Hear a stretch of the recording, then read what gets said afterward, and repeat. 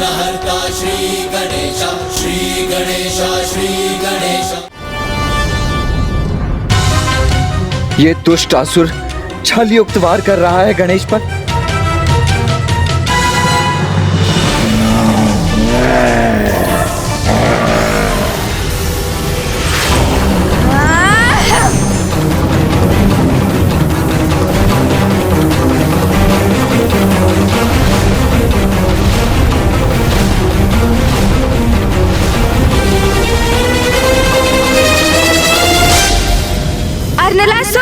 मूर्खता कर रहे हो तुम। कदाचित तुम्हें ज्ञात नहीं, तुम्हारी कोई भी शक्ति मुझे परास्त नहीं कर सकती।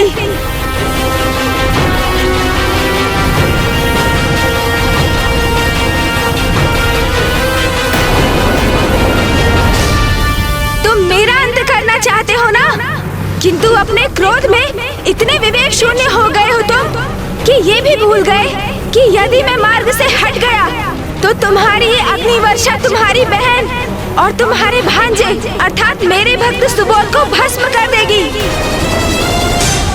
किंतु मैं अपने भक्त को कोई क्षति नहीं पहुंचने दूंगा। देखा माँ, मेरे प्रभु गणेश जी कितने दयालु हैं। आपने जिन गणेश जी को हानि पहुंचाने के लिए मामा जी को बुलाया था, वही गणेश जी ने मामा जी की शक्ति के वार से आपकी और मेरी रक्षा की है।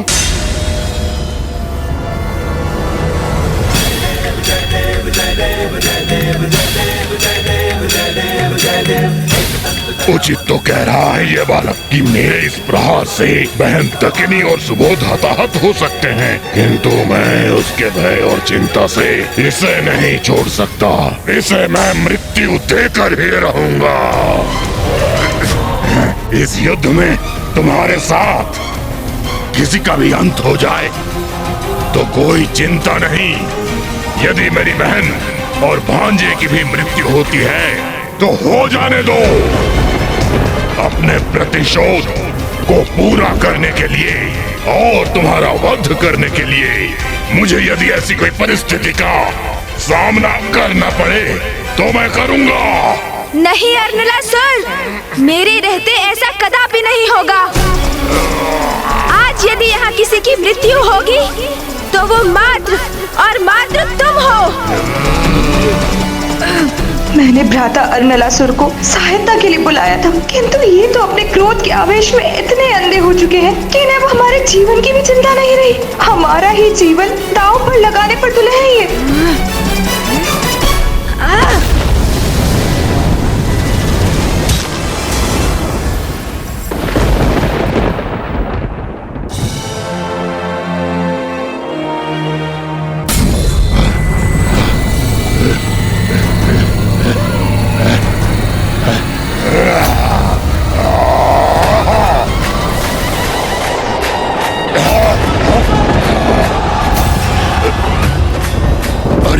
इसने तो मेरा खड्ग ही छीन लिया।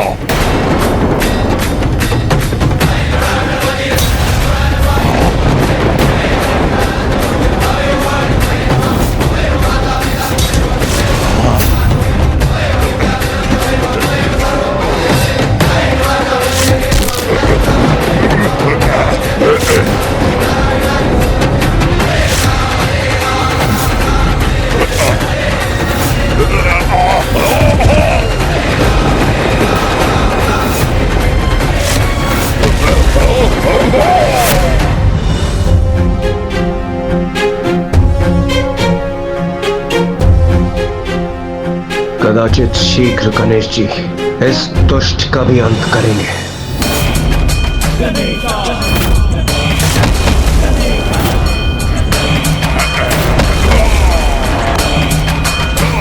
दुष्ट, तुम्हें चेतावनी दी थी ना मैंने।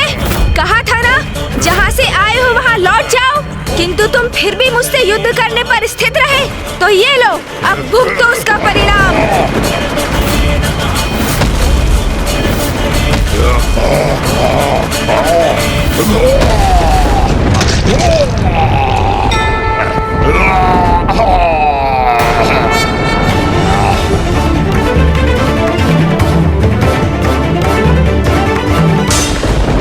पिनाकिनी, आपको मात्र इतना समझ में आया कि मैंने आपके पति का वध किया। माता, मैंने असुरों और देवताओं के मध्य की शत्रुता को समाप्त करने की पहल की थी, किंतु पापी ज्ञानारी के वध के पश्चात प्रतिशोध की अग्नि में जलती हुई आगामी युद्ध के लिए आपने अरनलासुर को भी आमंत्रित कर लिया, किंतु आपने अपने इस कृत्य से घृणा, हिंसा, मतभेद और प्रतिशोध को और भी बढ़ावा दे दिया। माता, किंतु ये नहीं समझ सकी आप कि यदि मैंने ज्ञानारी का अंत नहीं किया होता तो वो आपके पुत्र और मेरे परम भक्त सुबोध का अंत अवश्य करता। गणेश जी, मुझसे बहुत बड़ी भूल हो गई है, मुझे क्षमा कीजिए।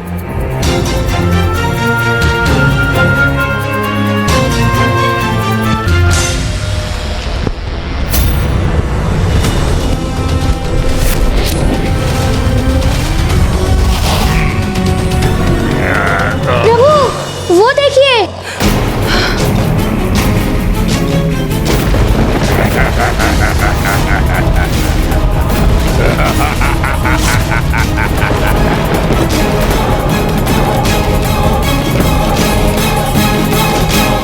ये कैसे संभव है?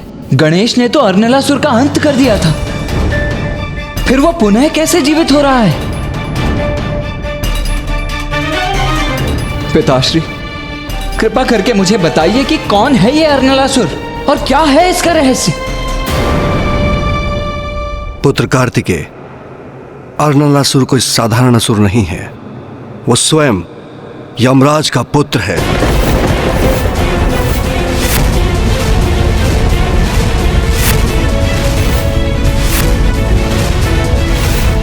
यमराज का पुत्र अरनलासुर? ये आप क्या कह रहे हैं पिताश्री?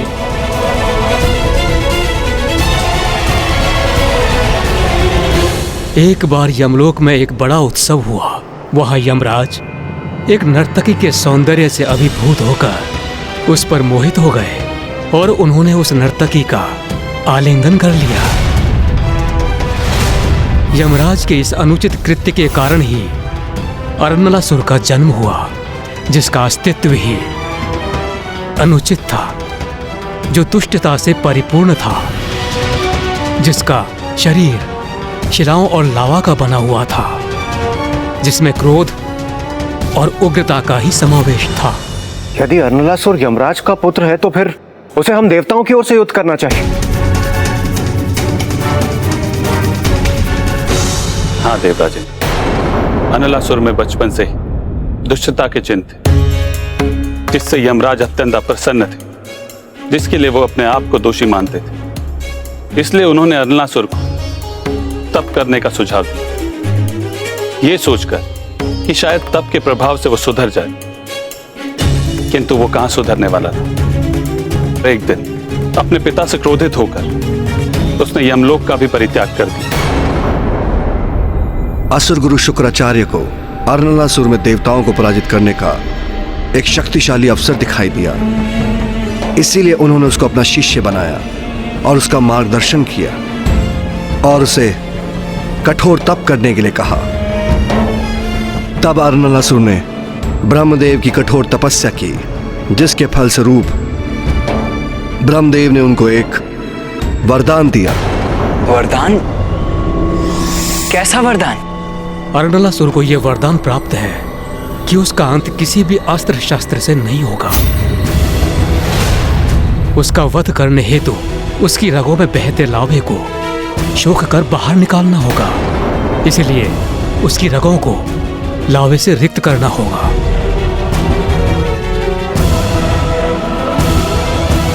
तो गणेश उसका अंत करने में सक्षम कैसे होगा? क्या हुआ गणेश, तुम्हें क्या लगा तुमने मेरा वध कर दिया?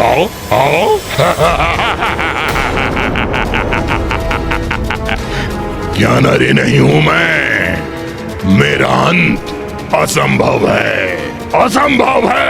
अरनलासुर, जो परम ब्रह्म के अवतार है, वही जन्म और मृत्यु के चक्र से परे है, अमर है तो वो है पिताश्री महादेव, माँ आदि शक्ति, श्री हरि नारायण, ब्रह्मदेव। मेरे भ्राता कार्तिकेय और माता के आशीर्वाद से स्वयं मैं। किंतु समय आने पर देवी देवताओं के पुण्य का भी क्षय होना निश्चित है। इसीलिए इस भ्रम में कदापि मत रहना कि तुम्हारा अंत नहीं हो सकता।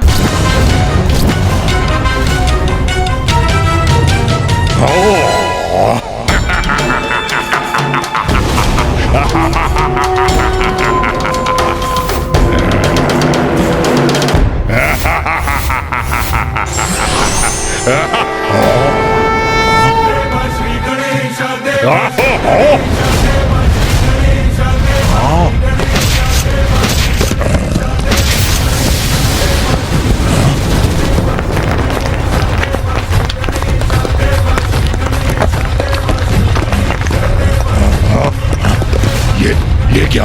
ये तो धरती ही धंसती जा रही है।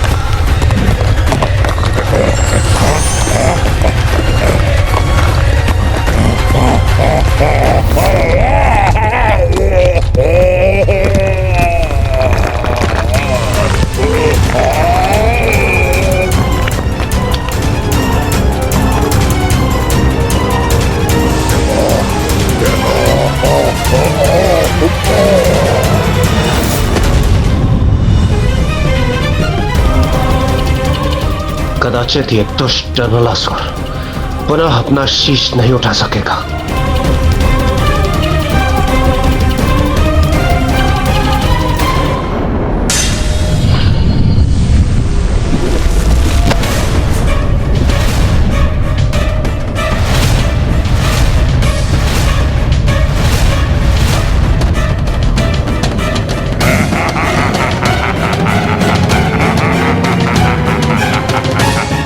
ये क्या?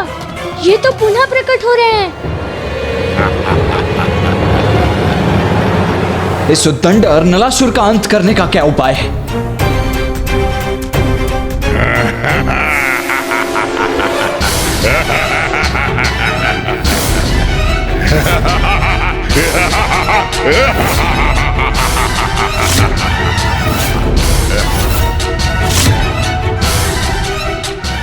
आश्चर्य, मेरे इतने प्रहार के पश्चात भी इस पर कोई प्रभाव नहीं पड़ा। इसका अर्थ है कि अर्नलासुर का वध मेरे परशु प्रहार से नहीं हो सकता। इसके लिए तो मुझे कोई अन्य युक्ति ही सोचनी होगी। कहा था तुम्हें कि मेरा अंत असंभव है। हाँ? मेरा वध तुम नहीं कर सकते। असंभव है मेरा वध करना।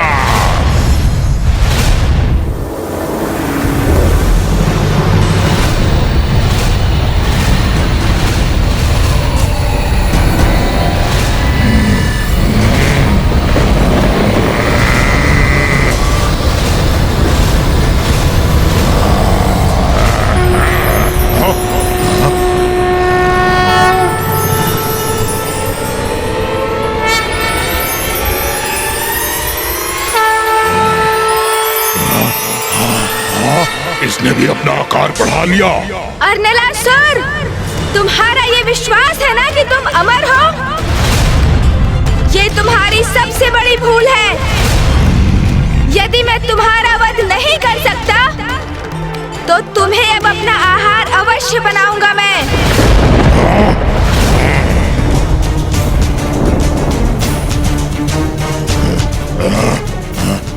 गणेश तो अर्नलासुर को निकलने वाला है। उतना प्रचंड ताप उष्णता से उबलता लावा गणेश के भीतर प्रविष्ट कर विनाशकारी हो सकता है।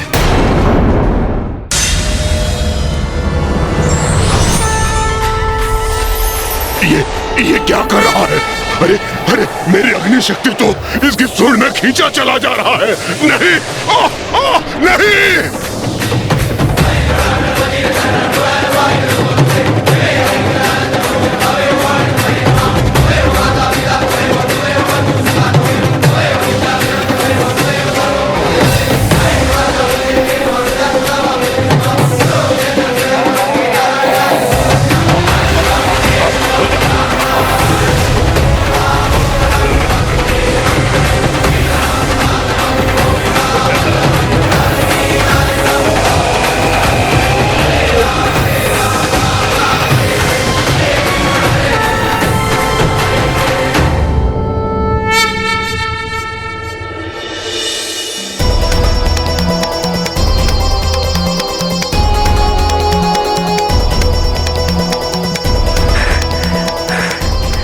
अंततः गणेश ने अर्नलासुर का अंत करने का उपाय ढूंढ ही लिया।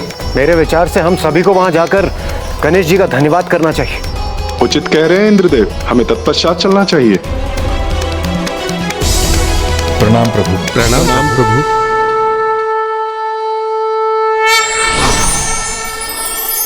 गणेश शीघ्र कैलाश लौटे। मैं उसकी विजय के उपलक्ष्य में उसके लिए स्वादिष्ट व्यंजनों का भोग तैयार करूंगी। हाँ देवी पार्वती, पुत्र गणेश इतना बड़ा कार्य कर लौट रहा है। हाँ देवी पार्वती, अब आपको उसके लिए भिन्न भिन्न प्रकार के मोदक बनाने की तैयारी करनी चाहिए।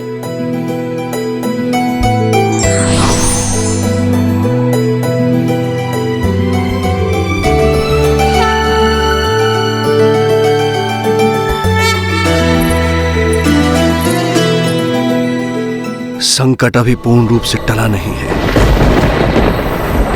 पार्वती नंदन गणेश जी की जय। प्रथम पूज्य गणेश जी की जय। पार्वती नंदन गणेश जी की जय।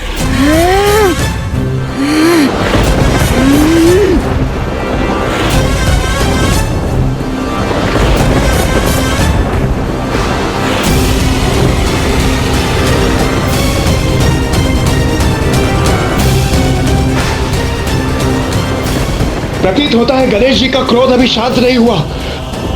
हमें उनके क्रोध को शांत करने का उपाय ढूंढना होगा। गणेश, शांत हो जाओ। इंद्रदेव सर्वथा उचित कह रहे हैं। गणेश को किसी भी प्रकार शांत करना ही होगा, किंतु उसका क्या उपाय है?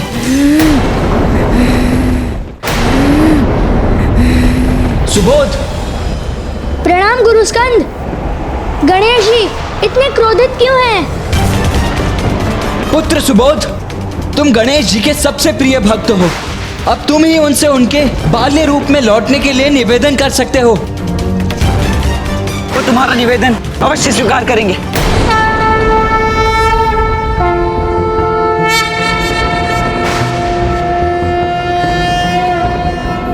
महोदर इति ख्यातो ज्ञान ब्रह्म प्रकाशकः मोहसुरस्य शत्रुर्वै आखुवाहनगः स्मृतः।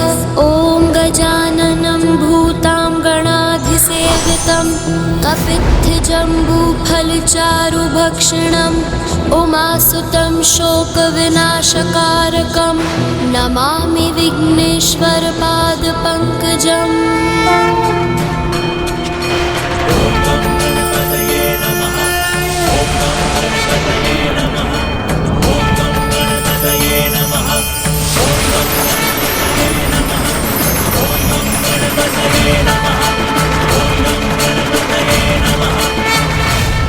प्रभु गणेश जी, आपने हमारी रक्षा की, आपको कोटि कोटि धन्यवाद। पुत्र सुबोध, तुम मेरे प्रिय भक्त हो। तुम्हारा जीवन समृद्धि से सदा परिपूर्ण रहेगा, ये मेरा आशीष है तुम्हें। कल्याण हो तुम्हारा। गणेश जी, हमारी रक्षा करने के लिए और मेरे पुत्र को संपन्नता का आशीष देने के लिए आपको अनेकों धन्यवाद। अब हमें आज्ञा दीजिए।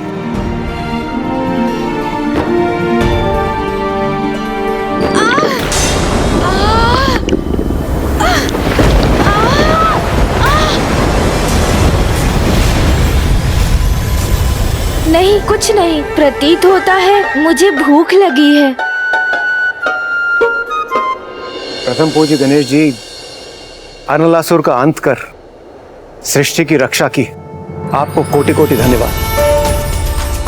आपकी कृपा से ही हम ज्ञानरी और अर्नलासुर के संकटों से मुक्त हुए हैं प्रथम पूज्य गणेश जी। आपकी इस कृपा के लिए हम सभी देवताओं की ओर से आपको कोटि कोटि धन्यवाद।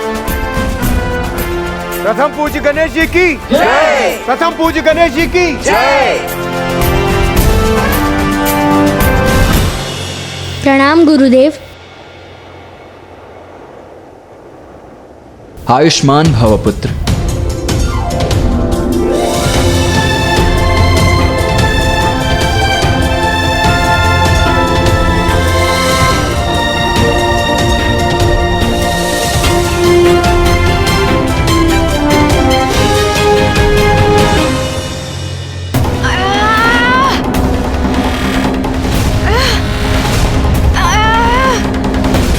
गणेश, क्या हुआ?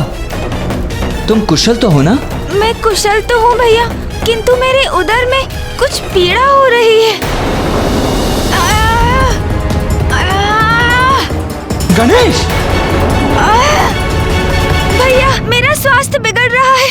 मुझे इतनी उष्णता का अनुभव क्यों हो रहा है? गणेश!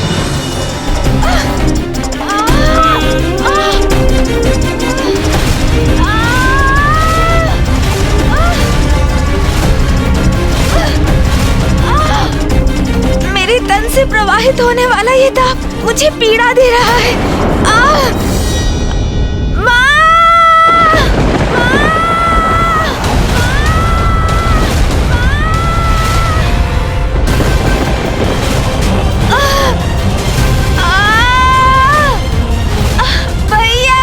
गणेश तो अपार संकट में है।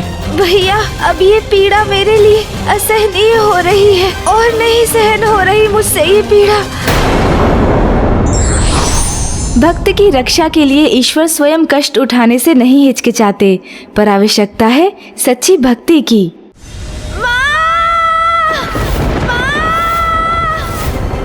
मेरे तन से प्रवाहित होने वाला ये ताप मुझे पीड़ा दे रहा है।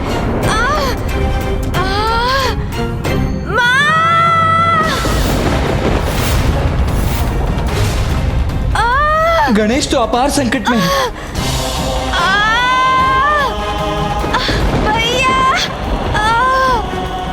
गणेश, ये क्या हुआ है तुम्हें? ज्ञात नहीं भैया, किंतु बहुत तीव्र ताप का अनुभव हो रहा है मुझे, और मेरे उदर में से तो भयंकर ताप उत्पन्न हो रहा है, जैसे मेरे भीतर ज्वालामुखी का लावा अपने ताप की चरम पर हो। कुमार कार्तिकेय, प्रथम पूज्य गणेश जी ने अर्नलासुर को निगला है और उसके शरीर का मूल तत्व लावा ही था, और वो खौलता हुआ लावा प्रथम पूज्य गणेश जी के उदर में अत्यंत ऊर्जा उत्पन्न कर रहा है।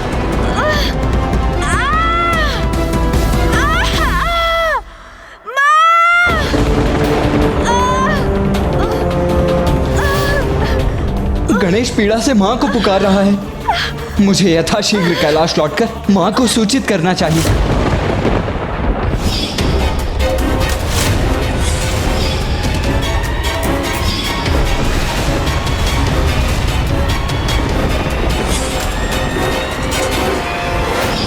माता पार्वती गणेश जी को इस अवस्था में देखेंगी तो वो आवेशित हो उठेंगी, और माता पार्वती के क्रोध से तो संसार परिचित ही है। हम देवता भी उनके क्रोध के प्रभाव से रक्षित नहीं हो पाएंगे। नहीं कुमार कार्तिकेय, क्या माता पार्वती को इस विषय में बताना उचित होगा? मेरे विचार से वो व्यर्थ में ही चिंतित हो जाएंगे। हम इस स्थिति पर नियंत्रण पा सकते हैं। आप देखिए, शीघ्र प्रथम पूज्य गणेश जी एकदम कुशल हो जाएंगे। हाँ, इंद्रदेव सर्वथा उचित कह रहे हैं। माँ को व्याकुल करने का कोई भी लाभ नहीं। हम है ना, हम गणेश को संभाल लेंगे। गणेश, तुम तनिक भी चिंता मत करो, हम सभी है ना यहाँ। हम शीघ्र ही कोई उपाय ढूंढ लेंगे तुम्हारे इस ताप को शांत करने का। हाँ कुमार कार्तिकेय, हमें सर्वप्रथम गणेश जी को किसी उचित स्थान पर स्थित करना होगा। वो उस नीम के वृक्ष के नीचे। गणेश जी उस नीम के वृक्ष की छाया में बैठेंगे तो उनके स्वास्थ्य में अवश्य सुधार होगा। हाँ सूर्यदेव, यही सर्वथा उचित रहेगा। आओ गणेश, आओ मेरे साथ।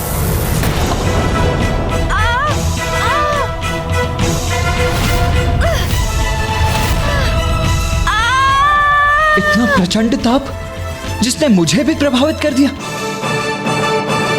क्या हुआ कुमार कार्तिकेय? गणेश तो भीतर बाहर जैसे पूर्ण रूप से तप रहा है। उसके तन से उत्पन्न होने वाली यह उष्णता इतनी अधिक है कि उसका स्पर्श करने पर उसका प्रचंड ताप मुझे भी अनुभव हुआ।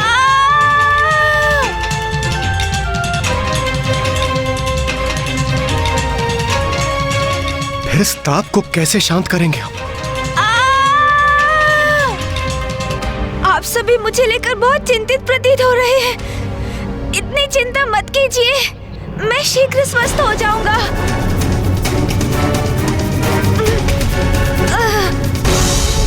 गणेश जी! नहीं भैया,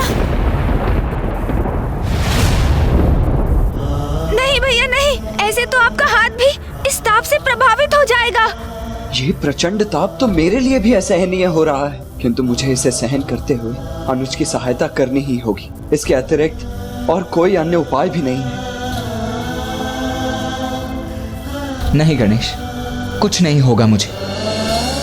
आओ चलो, मैं तुम्हें उस नीम के वृक्ष के नीचे उसकी छाया में ले चलता हूं।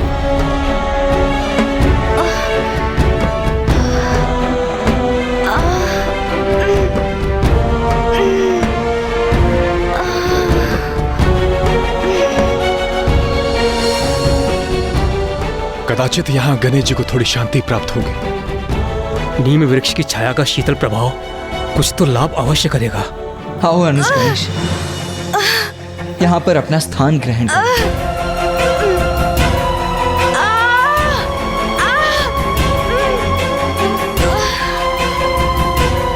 नीम के पेड़ की छाया के प्रभाव से गणेश जी का चित्त अवश्य शांत होगा।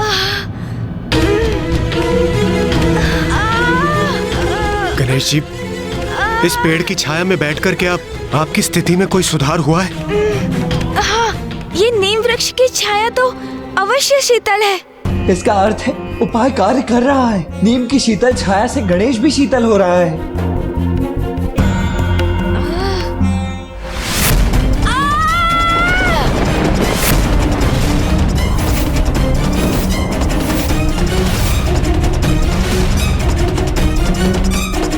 नहीं, मेरी स्थिति में तनिक भी सुधार नहीं है भैया।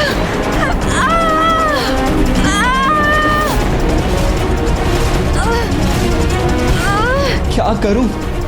गणेश को इस कष्ट से मुक्ति कैसे दिलाऊं? तत्काल हमें गणेश के लिए वायु झरना चाहिए। यही उचित उपाय।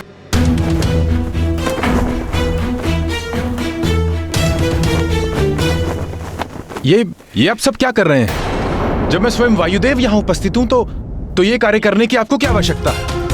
वायुदेव तो सर्वथा उचित कह रहे हैं। आइए वायुदेव। आप सब पीछे हट जाइए, मैं अभी शीतल वायु प्रवाहित करता हूँ। हाँ, उचित है।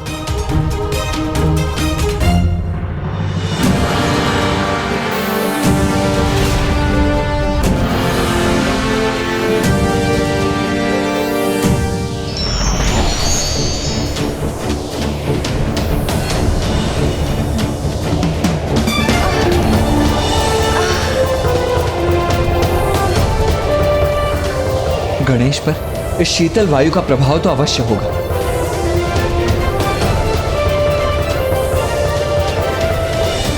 प्रतीत होता है ये युक्ति सफल हो रही है। मेरी शीतल पवन गणेश जी को अवश्य उनके भीतर के ताप से रक्षित करेगी। अब मैं ऐसी शीतल वायु उत्पन्न करूंगा जो उन्हें सभी ओर से घेर लेगी।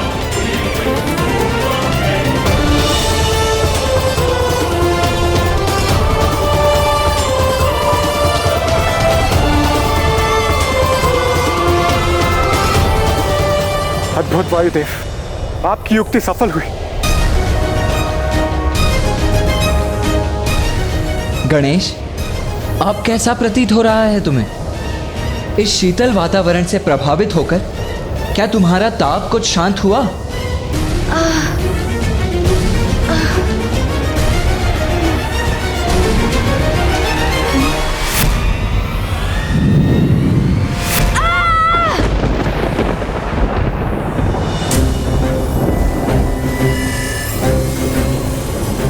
मेरी शीतल वायु का प्रभाव भी नष्ट हो रहा है। ये हिमकण भी पिघल रहे हैं।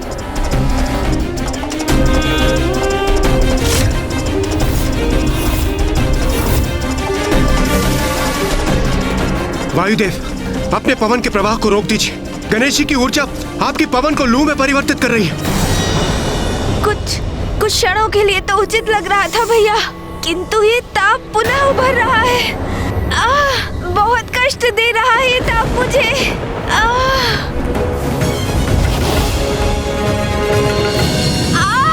नहीं, मैं गणेश को इतनी पीड़ा में नहीं देख सकता। हमें गणेश के भीतरी ताप को शांत करने के लिए कोई ना कोई उपाय करना ही होगा।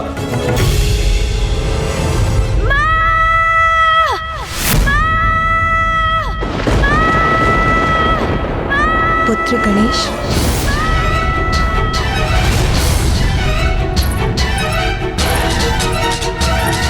माता, क्या हुआ माता? मैंने गणेश का स्वर सुना, जैसे वो लौट आया हो। ऐसा आभास हुआ मुझे जैसे उसने मुझे पुकारा हो। किंतु मैंने तो तुझ नहीं सुना। माता अवध्य दमयंती प्रतीकता में अधील हो रही हैं।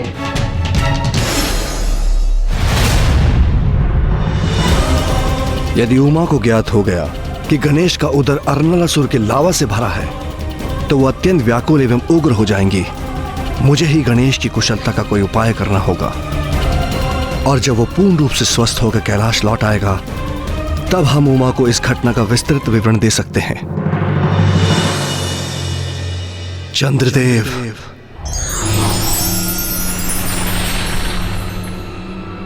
प्रणाम महादेव।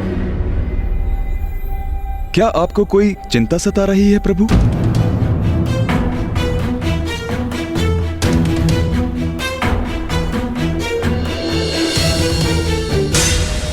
मेरे भीतर का ताप मुझे शांत नहीं होने दे रहा है भैया। मैं क्या करूं? मैं क्या करूं? इस विकट स्थिति से अनुज गणेश को कैसे निकालूं मैं?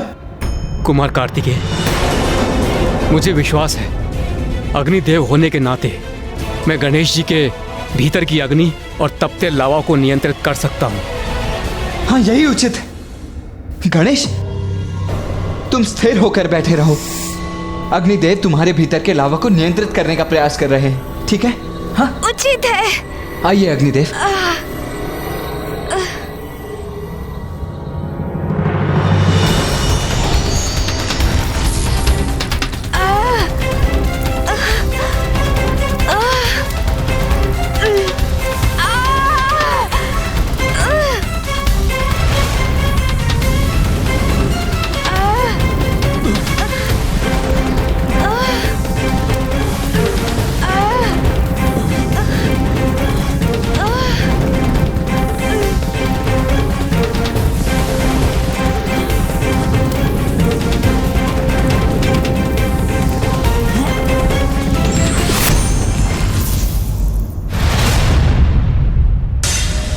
क्या हुआ अग्निदेव? कुमार कार्तिकेय, इस अग्नि और लावा को वश में करना मेरे लिए संभव नहीं है, क्योंकि इसमें कोई अप्राकृतिक आसुरी अग्नि है।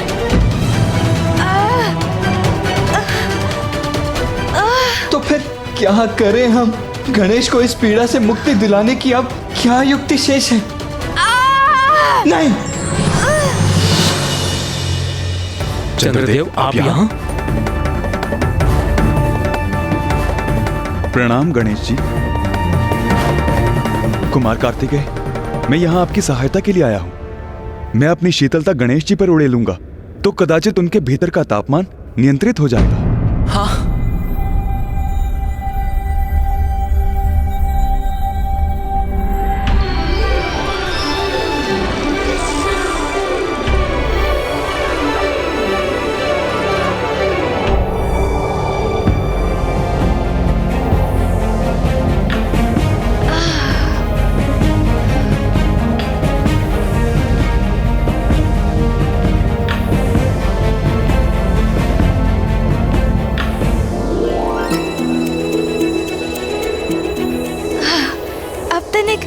कुशल अनुभव कर रहा हूँ।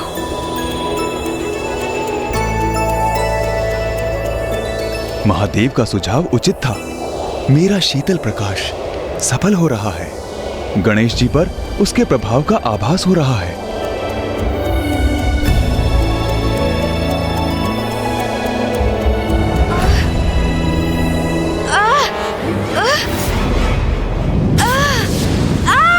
देवगण बचिए!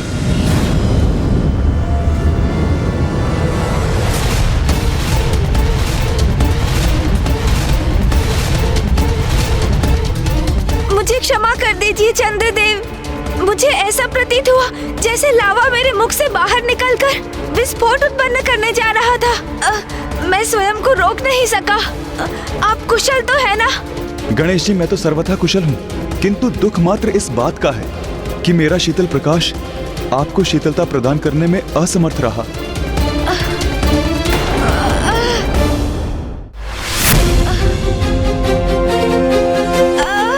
क्या करूं?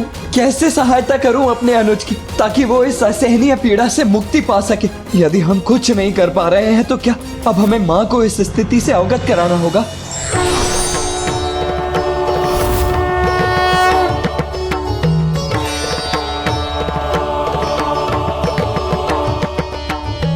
पिताश्री, ये देखिए ना गणेश को क्या हो गया। माँ,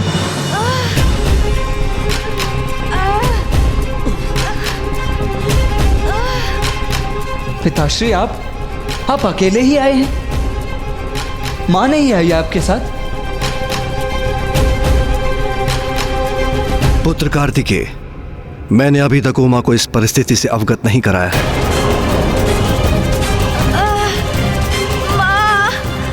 उचित ही किया महादेव ने, अन्यथा माता पार्वती की प्रतिक्रिया तो विध्वंसक भी हो सकती थी।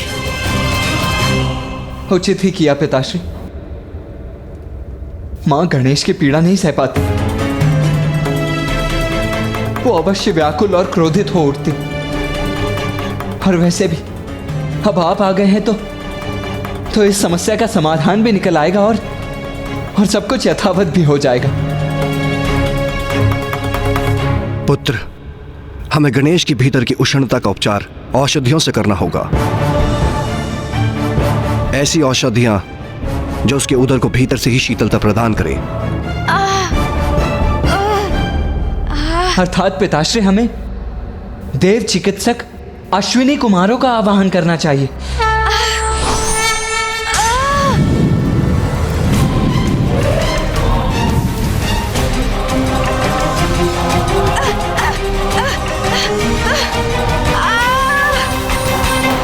गणेश की पीड़ा बढ़ती जा रही है, उसका कोई उपचार सुझाइए। महादेव, हम अश्विनी कुमार शल्य चिकित्सक हैं। गणेश जी की ये अवस्था देखकर हम शैल्य प्रक्रिया से इनके भीतर का लावा बाहर निकाल दें।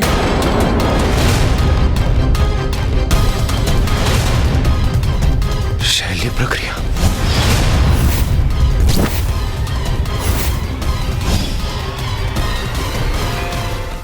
मैं शैल्य चिकित्सा कदापि नहीं करवाऊंगा।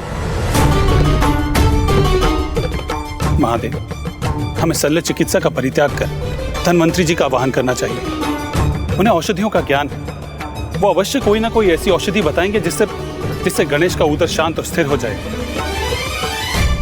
हाँ मामा जी, धनवंतरी जी की औषधि ही उपयुक्त होगी, उसी से मेरी अवस्था में सुधार होगा।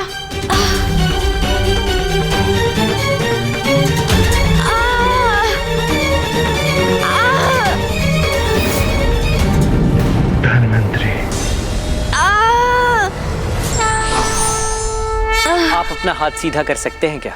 हाँ, अवश्य।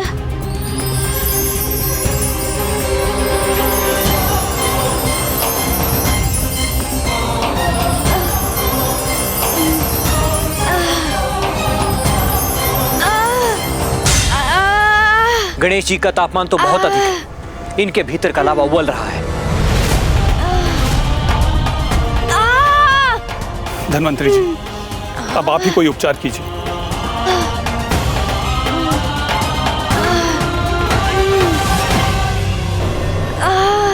गणेश जी, ये चंदन है, इस चंदन का लेप अपने उदर पर लगाइए, इससे आपको अवश्य शांति प्राप्त होगी।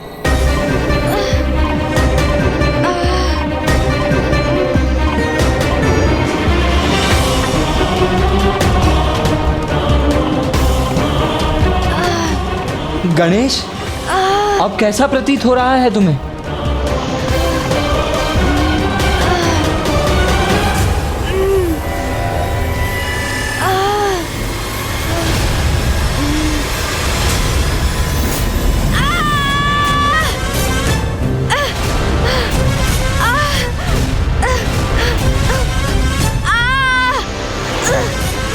गणेश जी के उदर के ताप ने तो चंदन को भी सुखा दिया, पर कोई बात नहीं, मैं कोई अन्य उपचार करता हूँ। शीघ्रता कीजिए, अब ये पीड़ा मुझसे सहन नहीं हो रही है। ये ताप तो बढ़ता ही जा रहा है। माँ!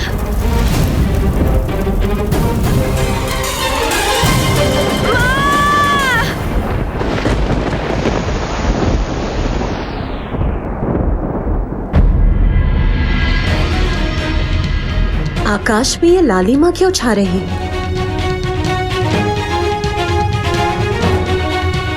पुत्र गणेश और पुत्र कार्तिकेय को तो अब तक लौट आना चाहिए था, फिर उन्हें इतना समय क्यों लग रहा है? गणेश जी, ये लौकी और केवड़े का रस है, हम इसे आप पर छिड़केंगे जिससे आपको अवश्य शांति प्राप्त होगी।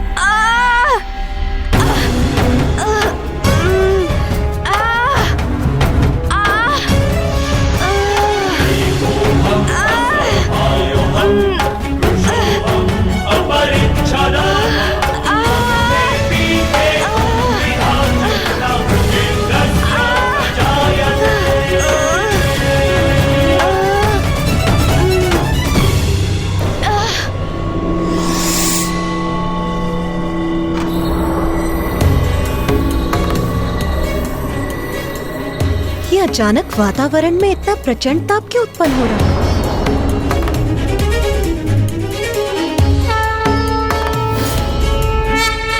धन्वंतरी जी, इससे तो कुछ भी नहीं हो रहा है। ये बूंदे तो मेरे तन पर तनिक भी नहीं टिक रही है। मेरे तन का स्पर्श करते ही सूखकर वाष्प बन रही है। स्थिति और भी गंभीर होती जा रही है।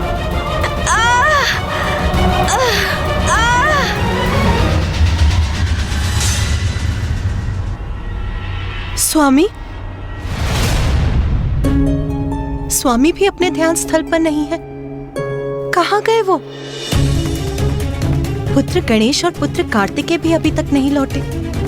मुझे एक विचित्र चिंता का आभास हो रहा है। और अब स्वामी भी यहाँ नहीं है। आज के पूर्व जब भी गणेश पर संकट छाया है, मुझे ऐसी ही व्यग्रता का आभास हुआ है। इस बार मैं अपने आभास को पूर्ण गंभीरता से लूंगी।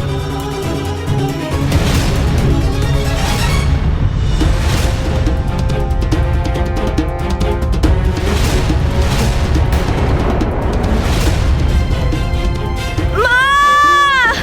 पुत्र गणेश,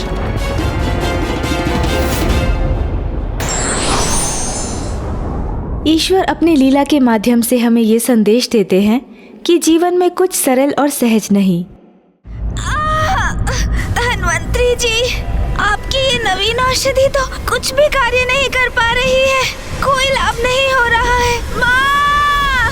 माँ! माँ! पुत्र गणेश, ये किस प्रकार के विचलन का आभास हो रहा है मुझे? कैलाश में सब कुशल तो है ना? मैं सुझाव देता हूँ कि हमें सप्त ऋषियों का आह्वान करना चाहिए। कदाचित वही हमारी सहायता करेंगे।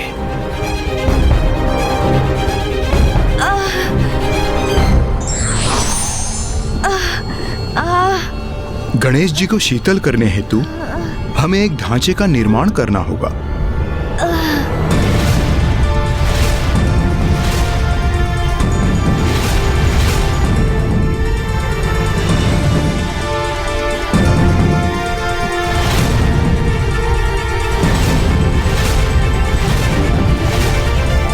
ऋषिवर, ये क्या है?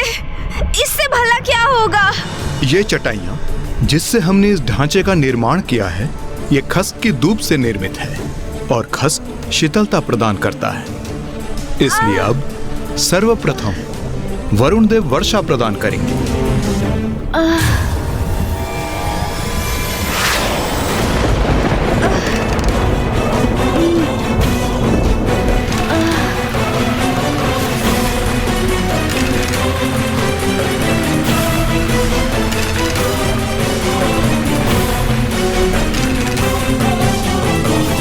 अब इस पर मैं शीतलता के स्रोत गुलाब जल का छिड़काव करूंगा।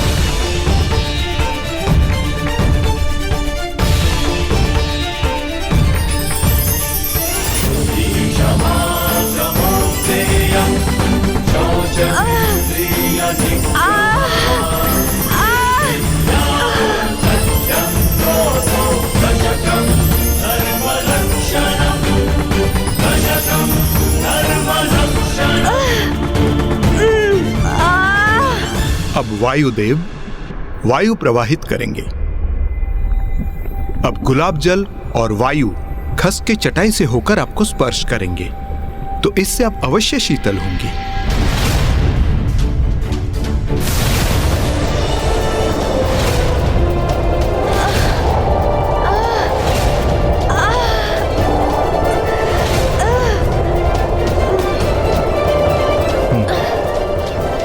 ये प्रक्रिया मुझे उचित लग रही है। इससे अनुज गणेश को अवश्य लाभ मिलेगा।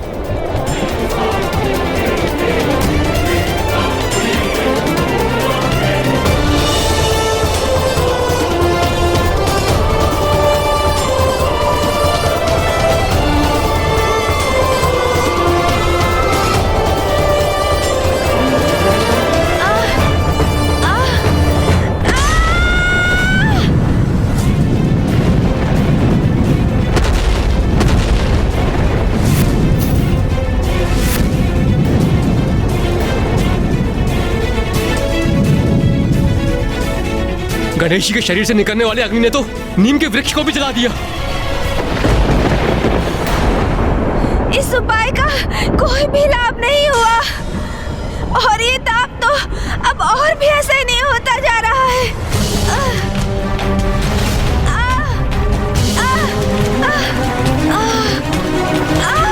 अत्यंत पीड़ा हो रही है मुझे, अब और सहन नहीं कर पा रहा हूँ मैं। भीतर का ताप बढ़ता ही जा रहा है।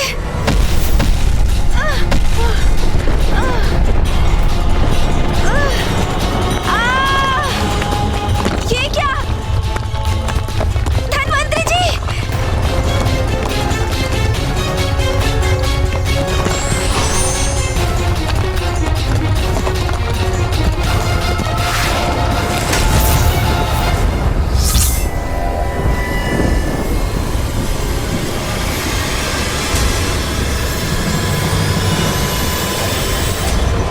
मेरे कारण धन्वंतरी जी भूमि में धंसने जा रहे थे। सभी इतने चिंतित हैं। मेरे तन के इस ताप से सृष्टि भी कुप्रभावित हो रही है। नहीं, अब किसी अन्य को नहीं, मुझे ही इसका कोई उपाय सोचना होगा। किंतु मैं करूं तो क्या करूं? मेरे उदर में इतना ताप उत्पन्न हो रहा है। मन तो कर रहा है कहीं जाकर किसी सरोवर में स्थित हो जाऊं।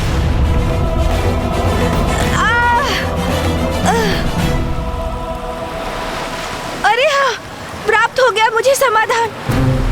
मैं सरोवर में ही स्थित हो जाऊंगा, उससे अवश्य शीतलता प्राप्त होगी मुझे। गणेश, गणेश।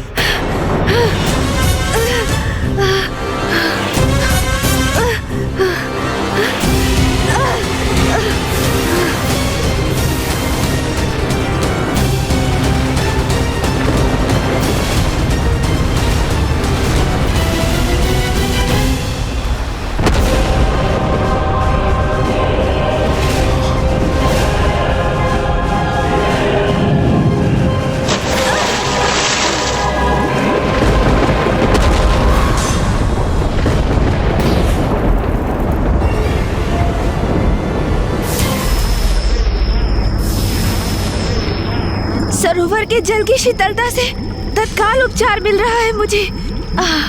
अब मुझे कुछ समय यहीं रहना चाहिए, फिर मैं अवश्य पूर्ण रूप से शीतल हो जाऊंगा।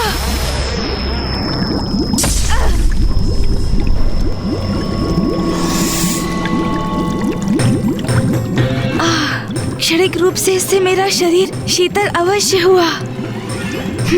ये क्या हो रहा है? मेरा ताप तो पुनः प्रभावी हो रहा है। गणेश को इस सरोवर में उतरे बहुत अधिक अवधि हो गई है। वो वहां कुशल तो होगा ना? कुशल ही होगा, कुशल क्यों नहीं होगा? मुझे पूर्ण विश्वास है वो अवश्य कुशल ही होगा।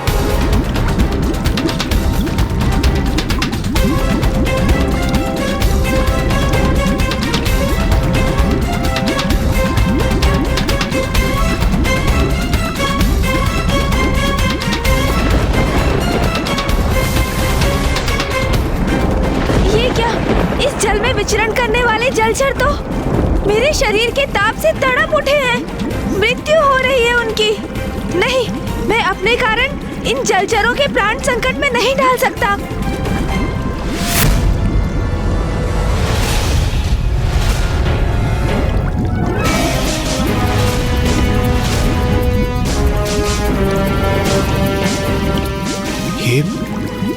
ये वाष्प क्या सरोवर के जल से उत्पन्न हो रहा है? तो क्या सरोवर के जल का तापमान भी बढ़ चुका है?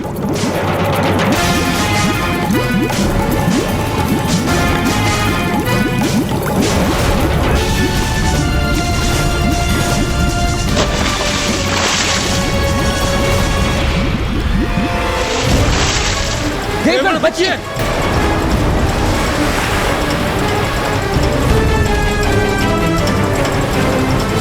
यदि ये जल का बहाव हमारे ऊपर आ गया तो हमें तो अपने साथ बहाकर ही ले जाएगा।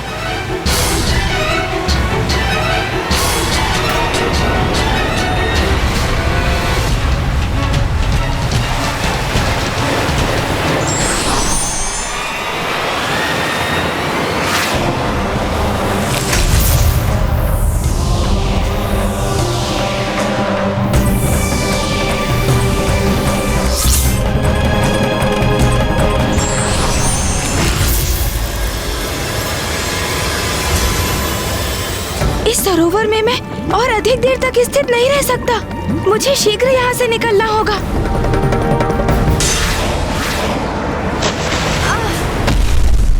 गणेश! भैया, पिताश्री, स्थिति अब नियंत्रण से बाहर जा रही है।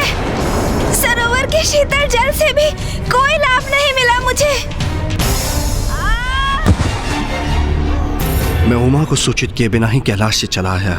अब तक उन्हें मेरी अनुपस्थिति का अनुमान हो चुका होगा। पुत्र कार्तिक और पुत्र गणेश भी अभी तक नहीं लौटे। अवश्य चिंतित होंगी वो। अब मुझे उन्हें सूचित करना चाहिए। क्या सूचना देना चाहते हैं आप नाथ?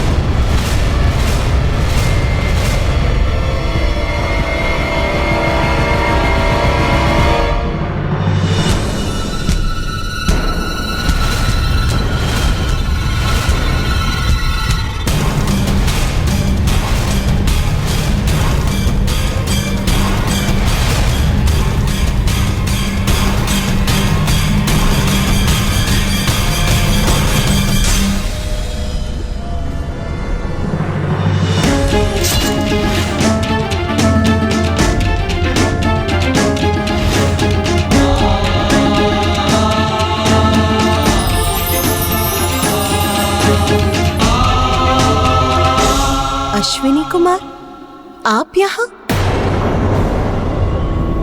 और गणेश? गणेश कहाँ है?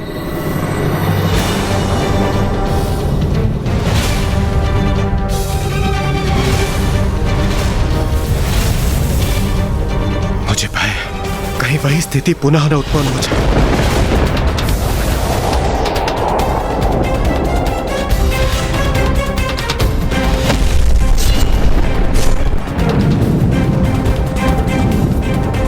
ये क्या, माता तो यहीं चली आई। यदि इन्हें ज्ञात हो गया कि गणेश जी की पीड़ा से हमने ही इन्हें अवगत नहीं कराया तो उनके क्रोध के भाजन हम मरेंगे। माँ वो। स्वामी, बताइए मुझे क्या बताना चाहते थे आप? और मेरा पुत्र गणेश कहाँ है?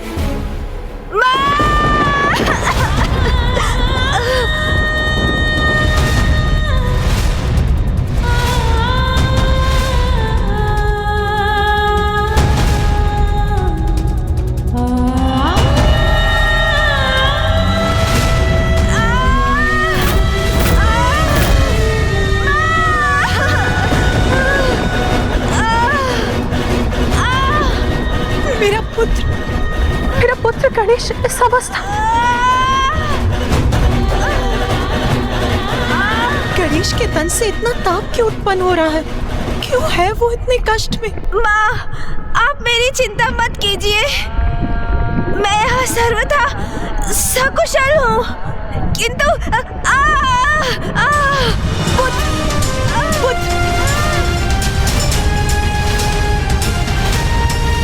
क्या हुआ है तुम? क्या कारण है तुम्हारी इस अवस्था का?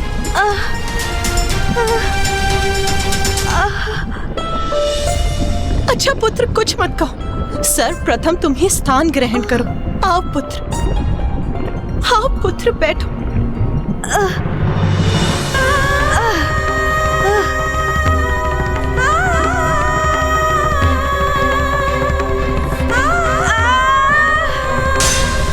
कहीं गणेश को इतनी पीड़ा में देखकर उमा का क्रोध जागृत न हो जाए।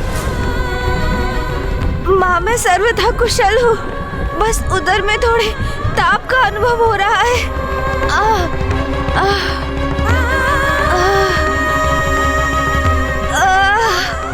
अपने ही उदर के भीतर इतना प्रबल ताप कोई कैसे सह सकता है? मेरा पुत्र यहाँ इस ऊर्जा से तप रहा है और मुझे ज्ञात भी नहीं। उमा,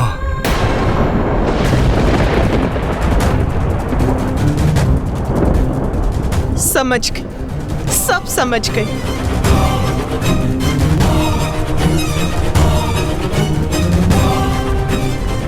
मैं समझ गई कि मेरे पुत्र ने उस अग्नि और लावा रूपी असुर अर्णलासुर को निगल लिया है, इसीलिए वो इस अवस्था में है।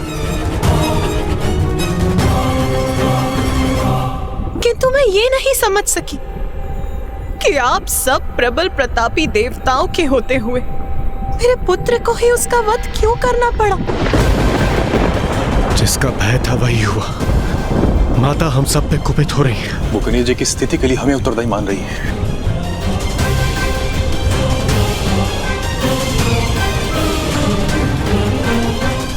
मैं ये समझने में असमर्थ हूँ कि समस्त संसार में सब असुरों को मिटाने का दायित्व मेरे पुत्र पर ही क्यों आता है? तो क्या ये स्थिर है कि जब भी संसार में कोई असुर अपना शीश उठाएगा तो उसे नष्ट करने के लिए मेरे पुत्र को ही कष्ट उठाना होगा?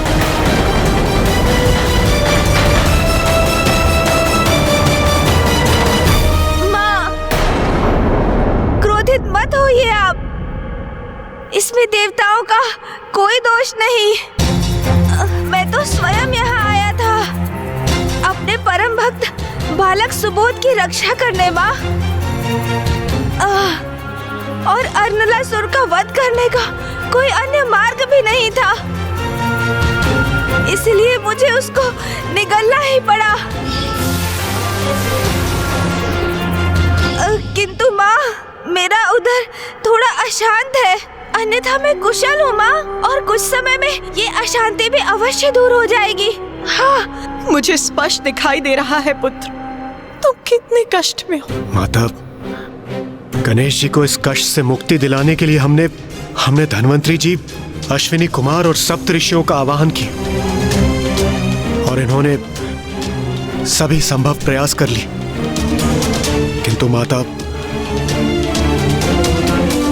हाँ माँ, गणेश के उदर की उष्णता को शांत करने के लिए हम हर संभव प्रयास कर रहे हैं, किंतु अब तक तो हम उन सब में निष्फल रहे हैं। और माँ, गणेश तो अपने उदर की उष्णता को शांत करने के लिए स्वयं सरोवर में तक कूद गया, किंतु अन्य उपायों के समान उसका भी कोई लाभ नहीं हुआ, है ना?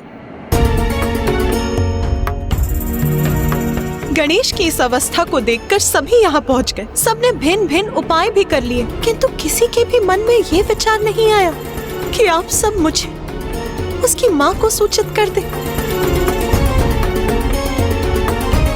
स्वामी, यदि आप मुझे सूचित कर देते तो गणेश की इस पीड़ा का अंत बहुत समय पूर्व ही हो जाता। ये क्या कह रही है माता पार्वती? गणेश जी की पीड़ा का अंत कैसे हो जाता? किंतु कैसे माँ? माँ हूं मैं उसकी, इसीलिए मुझे भली भांति ज्ञात है कि गणेश के उदर के ताप को शांत करने का क्या उपाय है। तो बताइए ना, शीघ्र बताइए ना माँ, कि क्या है वो उपाय जो अनुज गणेश को उसकी पीड़ा से मुक्ति दिला सकता है।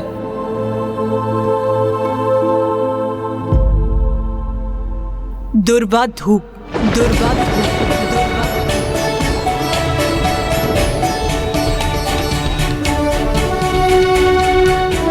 आप गणेश के श्री विग्रह को दुर्वा समर्पित कीजिए। माता सर्वथा उचित ही कह रही हैं। ऋषिवर, दुर्वा धूप की 21 गांठें ले आई। गणेश उसे ग्रहण करेगा तो उसका उदर अवश्य शांत हो जाएगा। हाँ माँ, और इस कार्य में हम सभी भी ऋषि कश्यप की सहायता करेंगे। उचित है पुत्र।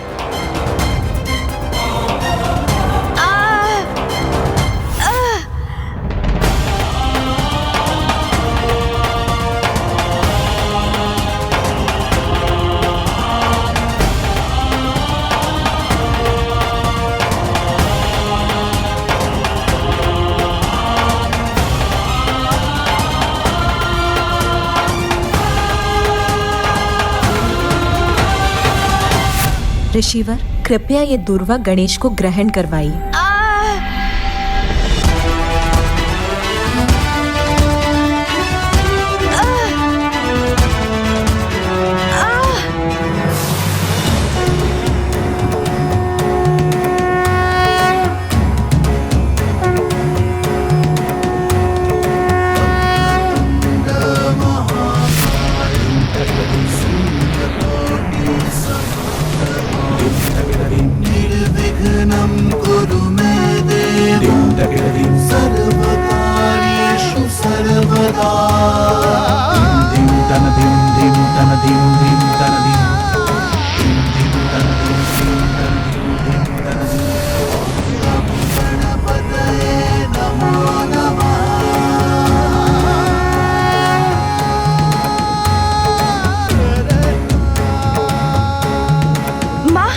मुझे मेरी अवस्था में सुधार का आभास हो रहा है,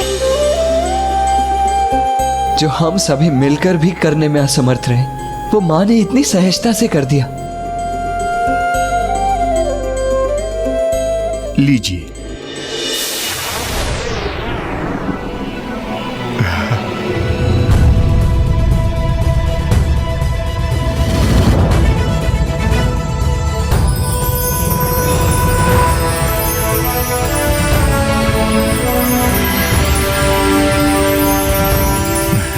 धन्य हो।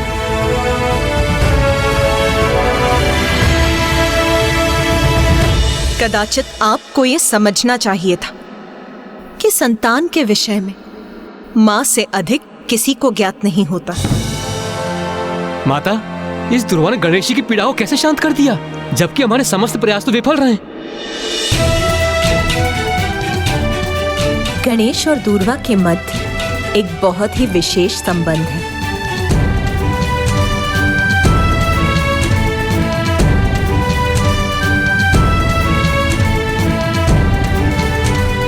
कभी कभी छोटी से छोटी वस्तु वो चमत्कार कर जाती है जो बड़ी से बड़ी वस्तु नहीं कर पाती। इसीलिए हमें किसी को तुच्छ नहीं समझना चाहिए। माँ, ये कैसी चमत्कारी धूप थी? अश्विनी कुमार, धनवंतरी जी और सप्तऋषियों की सभी विशेष औषधियाँ जहाँ विफल हुई, वहीं इस धूप ने मुझे पूर्ण रूप से कुशल कर दिया। ये कैसे संभव हुआ माँ? हाँ माँ, मुझे स्मरण है। श्री महागणपति जी ने हमें ये तो अवश्य बताया था कि धूप के उपयोग से गणेश शांत हो जाएगा, किंतु उन्होंने इसके पीछे का कारण उजागर नहीं किया था। ये कोई साधारण धूप नहीं है पुत्र, ये तो एक भक्त की ईश्वर के प्रति उसके प्रेम की शक्ति से परिपूर्ण है। भक्त के ईश्वर प्रेम की, उसकी भक्ति की शक्ति माँ? हाँ पुत्र, एक कन्या थी जिसका नाम था दूर्वा। दूर्वा, दूर्वा।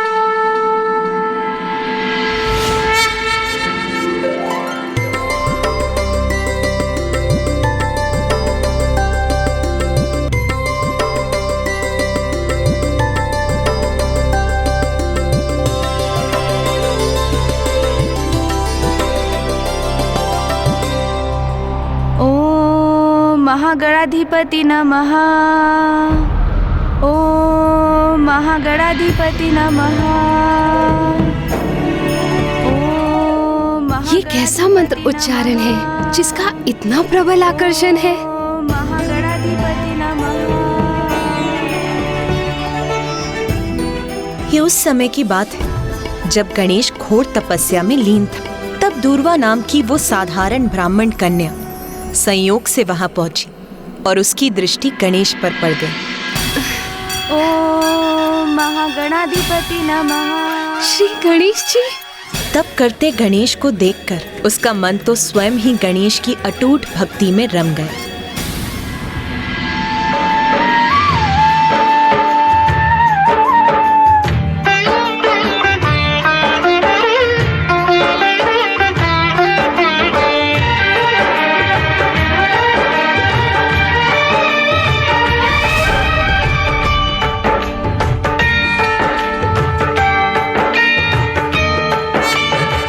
गणेशं नमामि, गणेशं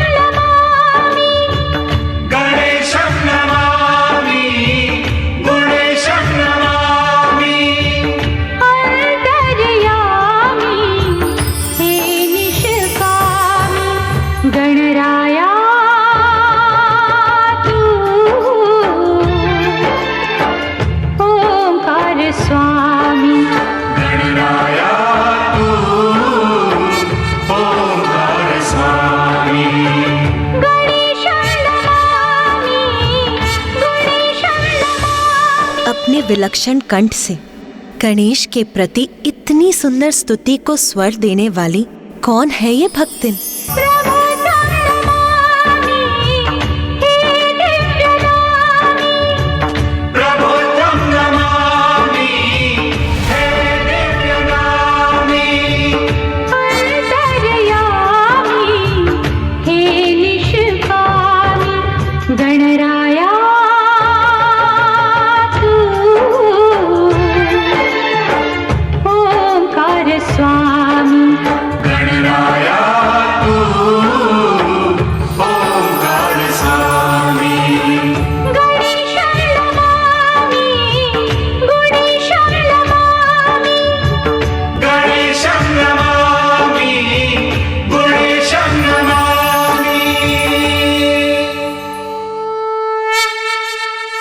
पुत्री दूर्वा,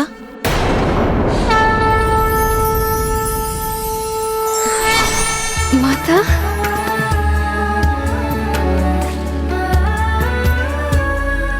माता। पुत्री दूर्वा, तुम्हारे हृदय में क्या है ये ज्ञात है मुझे। मेरे पुत्र गणेश के प्रति तुम्हारी भक्ति, प्रेम और निष्ठा का भान हो गया है मुझे। माता, श्री गणेश जी के प्रति मेरा प्रेम पूर्ण रूप से पावन है। उनके प्रति मेरी निष्ठा अटूट है माता। मैं तो उन्हें अपने हृदय में उतार चुकी हूँ। मैं तो श्री गणेश जी की भक्ति में लीन होकर पूर्ण रूप से तृप्त हूँ। माता, मेरी एक प्रबल इच्छा है कि मैं सदा श्री गणेश जी के साथ रहूँ। अब आप ही कोई उपाय कीजिए माता, जिससे मेरा नाम सदा के लिए गणेश जी के साथ जुड़ जाए। मैं मेरे पुत्र गणेश के प्रति तुम्हारे पवित्र प्रेम से अत्यंत प्रभावित हूँ, किंतु तुम किस रूप को धारण करके मेरे पुत्र के निकट रहना चाहती हो?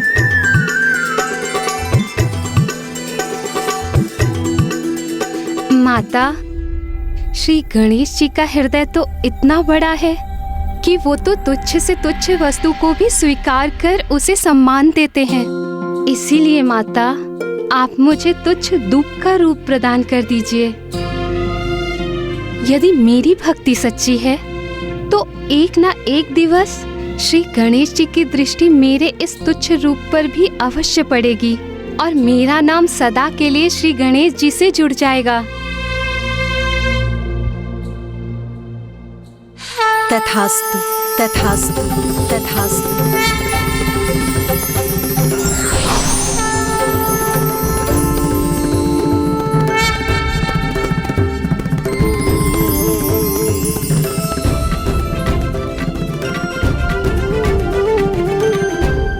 पुत्र गणेश, दुर्वा कोई साधारण दूब नहीं है। ये तो तुम्हारे प्रति संपूर्ण भक्ति और निष्ठा से परिपूर्ण समर्पण की प्रतीक है। इसीलिए वो तुम्हें शांत करने में सफल हुई। सत्य है माता, ये दूर्वा तो वास्तव में विलक्षण है। इसकी एक ही जड़ से कितनी अनेक शाखाओं का विस्तार होता है, जो इसका प्रतीक है कि एक ही परम ब्रह्म ईश्वर अनेकों स्वरूप धारण कर अपने भक्तों को सुख और शांति प्रदान करते हैं। और एक ही परम ब्रह्म के उत्पन्न ऊर्जा से ही संपूर्ण जीवन का विस्तार है। वही समस्त जीवों के जीवन का आधार है। सत्य है पुत्र, किंतु मात्र इतना ही नहीं, दुर्वा की तो एक और विशेषता है। दुर्वा को जड़ से उखाड़ देने पर अन्य वनस्पतियों के समान ये भी सूख जाती है, किंतु सूखी दुर्वा को यदि मिट्टी में रोप दिया जाए तो ये पुनः हरी भरी भी हो जाती है। तो माता, ये दुर्वा धूप तो बहुत गुणी है। परम ब्रह्म ईश्वर के समान ये भी अनश्वर है। इसलिए आज से ये दुर्वा धूप मेरे लिए अत्यंत प्रिय होगी और मैं प्रतिदिन दुर्वा का सेवन भी करूंगा माँ। और मैं ये भी घोषणा करता हूँ कि जो भी भक्त मुझे भक्ति भाव से दुर्वा समर्पित करेगा, मैं उसकी मनोकामना अवश्य पूर्ण करूंगा।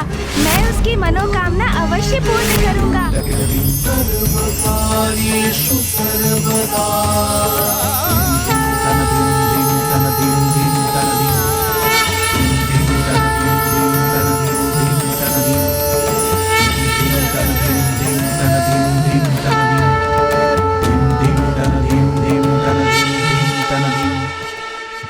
आप धन्य हैं गणेश जी।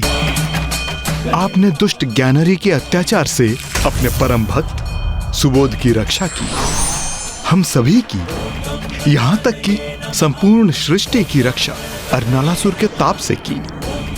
और अब आपने अपनी भक्तिन दुर्वा की भी मनोकामना पूर्ण कर दी। उसकी भक्ति और निष्ठा का सुफल प्रदान कर दिया आपने।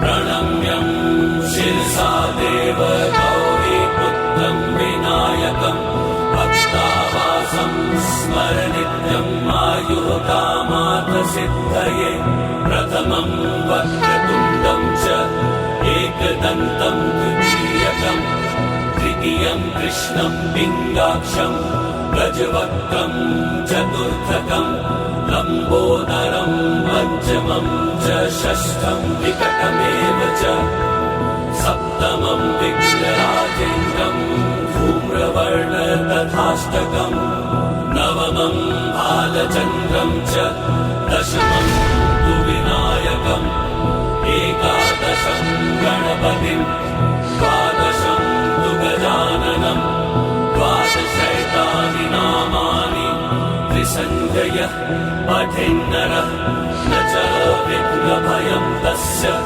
सर्वासिद्धिकरं प्रभो।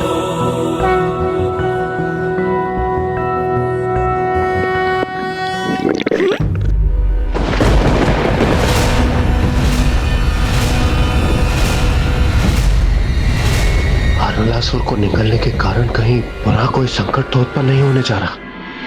अरे अरे अरे, आप सभी चिंता मत कीजिए। लावा तो मेरे उदर में पच चुका है। ये तो मेरे भूख की गर्जना थी।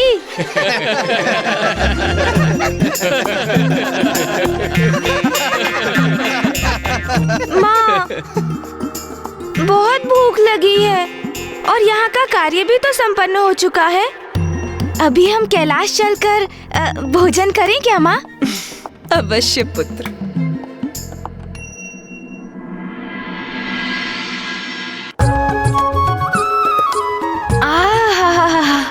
वाह माँ, आनंद आ गया। मेरा विजय भोज तो बहुत ही स्वादिष्ट था।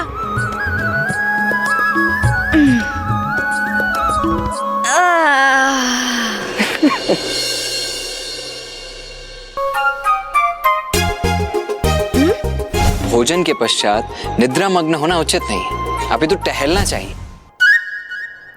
चिंता मत कीजिए भैया, स्मरण है मुझे। भोजन के बाद निद्रा में लीन नहीं हो सकता मैं तो टहलने ही जा रहा हूँ। उचित है।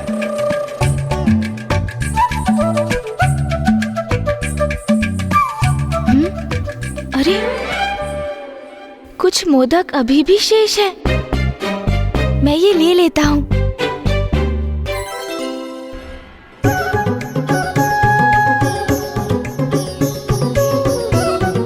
चिंता मत कीजिए भैया, भ्रमण करते करते मैं इन मोदकों को खाऊंगा।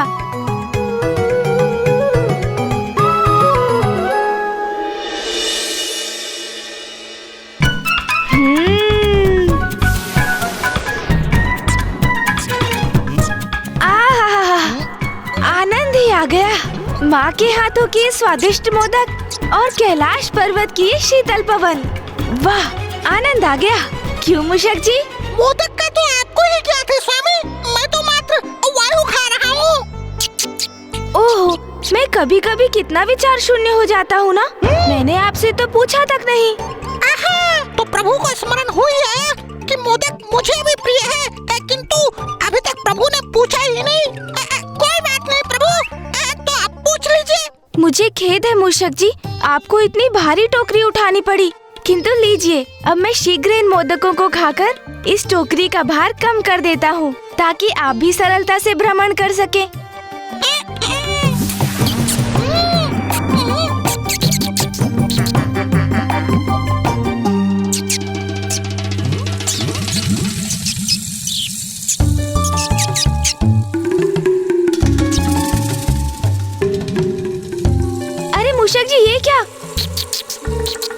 टहलते टहलते कैलाश के उपवन से इतना दूर निकल आए हैं कि हमें ध्यान भी नहीं रहा कि कब हम इस सघन वन में प्रवेश कर गए। अब तो चलिए प्रभु, हम लौट ही चलते हैं ना। अरे मूषक जी, लौटने की ऐसी भी क्या शीघ्रता है? वैसे भी अब और मोदक कहाँ शेष है, तो थोड़ा विश्राम कर ही लेते हैं। उस वृक्ष की छांव तो बहुत ही लुभावनी और सुखद प्रतीत हो रही है मूषक जी। वैसे भी तो इतना टहल चुका हूँ मैं, अब कैलाश तो मैं आप पर ही आरूढ़ होकर जाऊंगा। तो प्रभु, यदि ऐसा है तो थोड़ा विश्राम कर ही लेते हैं। हाँ हाँ चलिए। भोजन के बाद विश्राम और भी आनंद देता है।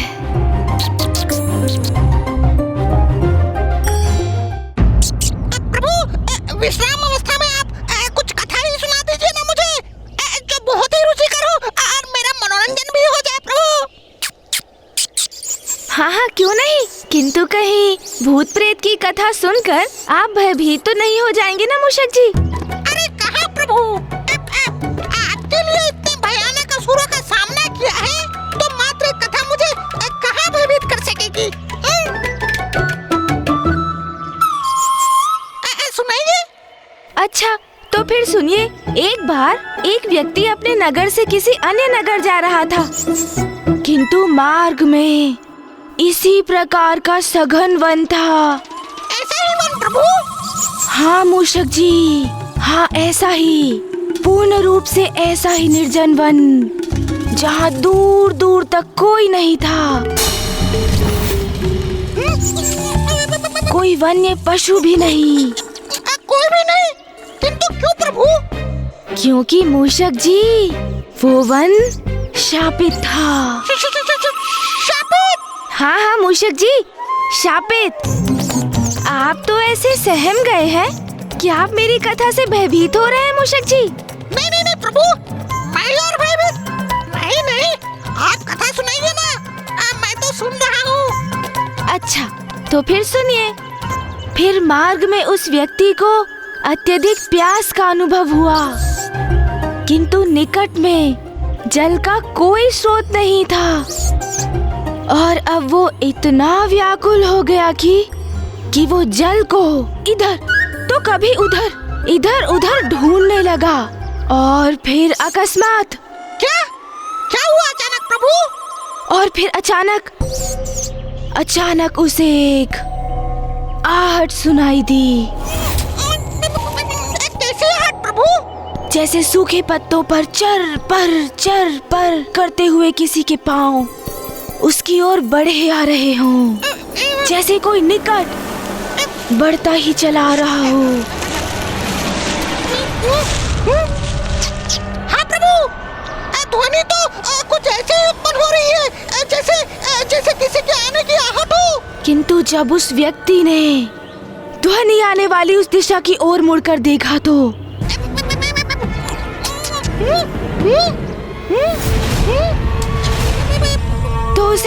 उसे कुछ भी दिखाई नहीं दिया। फिर क्या हुआ प्रभु? मूषक जी, उसे दिखाई कोई नहीं दे रहा था, किंतु आहट सुनाई दे रही थी, और वो पदचाप निरंतर उसके निकट आती जा रही थी।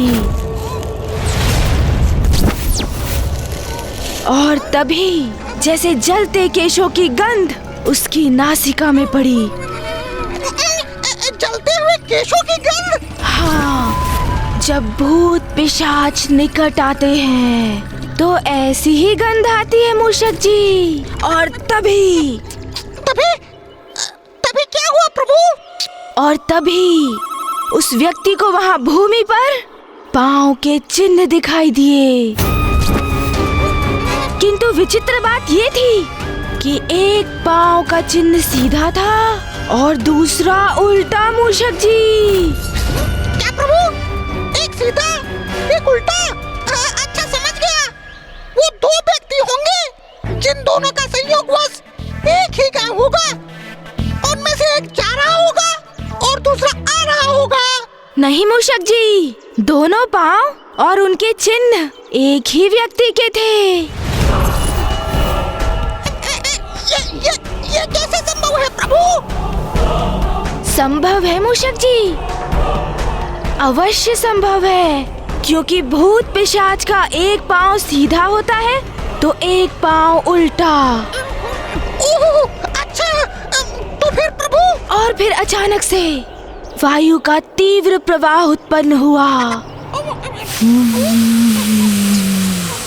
साय साय, और देखते ही देखते उस वायु प्रवाह ने बवंडर का रूप धारण कर लिया।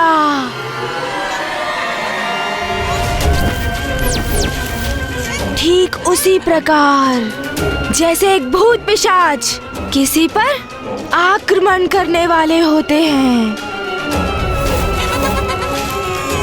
तो वो बवंडर का रूप धारण करते हैं, और तभी उस व्यक्ति को बवंडर से हंसी का स्वर सुनाई देता है।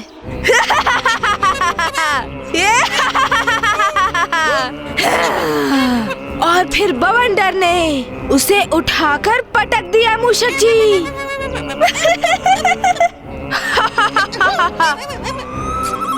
और पुनः हंसी का स्वर सुनाई देने लगा।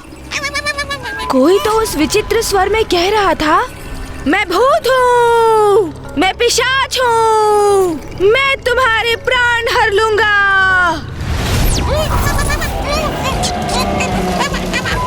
मुझे ऐसा क्यों प्रतीत हो रहा है, जो प्रभु कह रहे हैं वो यहीं पे हो रहा है?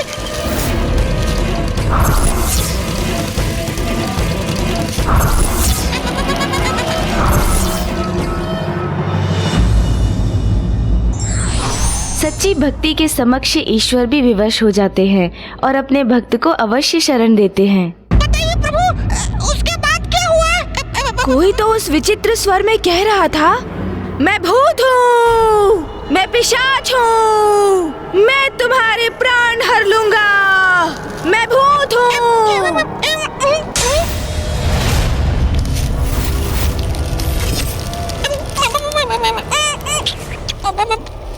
और फिर वो व्यक्ति यथाशीघ्र वहाँ से भागा मूषक जी। तो वो आगे था, बवंडर उसके पीछे पीछे। वो आगे, बवंडर उसके पीछे, आगे पीछे आगे पीछे आगे पीछे। वो भागा जाए, बवंडर उसके पीछे पीछे, आगे पीछे आगे पीछे आगे पीछे।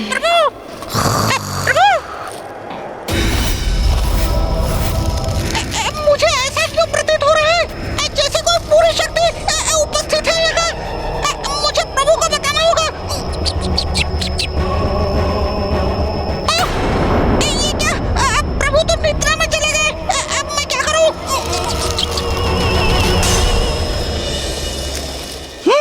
अब सब कुछ शांत हो गया। अब मुझे कदाचित भयभीत नहीं होना चाहिए।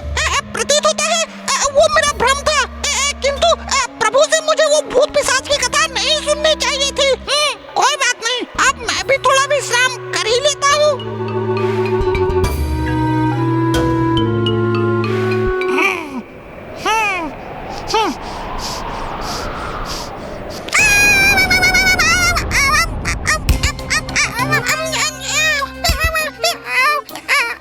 इसमें इतना भयभीत होने की क्या बात है भला?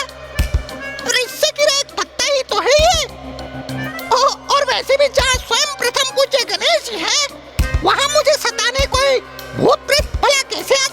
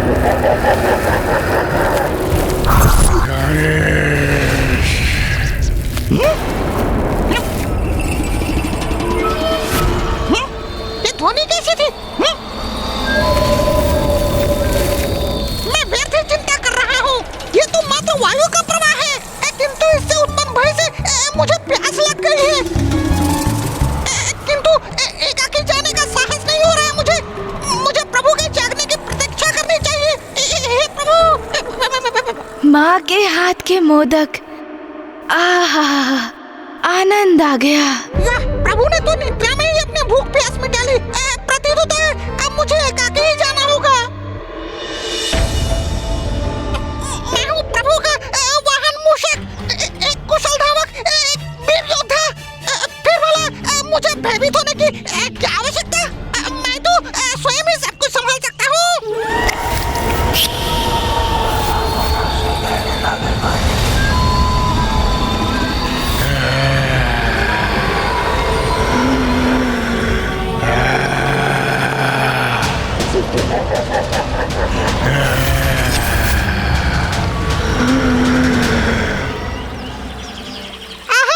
स्वच्छ शीतल जल, बहुत प्यास लगी है मुझे।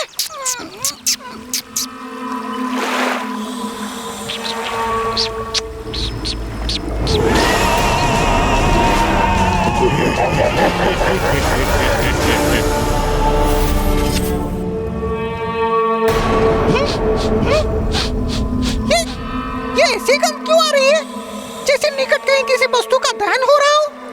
जब भूत पिशाच निकट आते हैं तो ऐसी ही गंध आती है मूषक जी।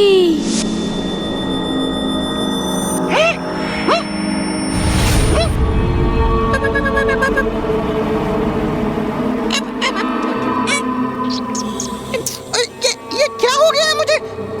मुझे अपनी इस कल्पनाशीलता को विश्राम देना चाहिए।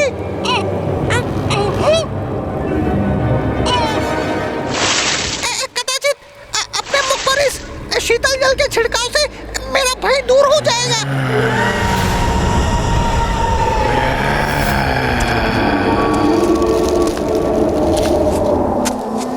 जैसे प्रभु की कथा में हुआ था वैसा ही यहाँ भी हो रहा है क्या?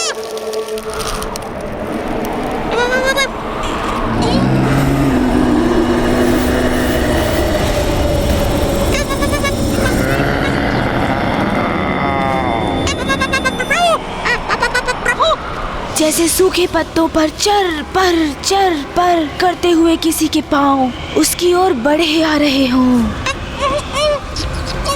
उड़कर देखने में भी भय का आभास हो रहा है मुझे।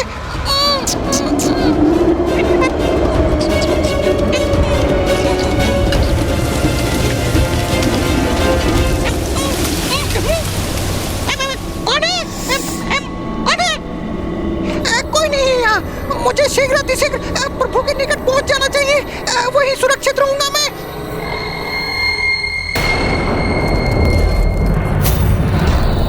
ये पदचिन्ह, क्योंकि भूत पिशाच का एक पांव सीधा होता है तो एक पांव उल्टा।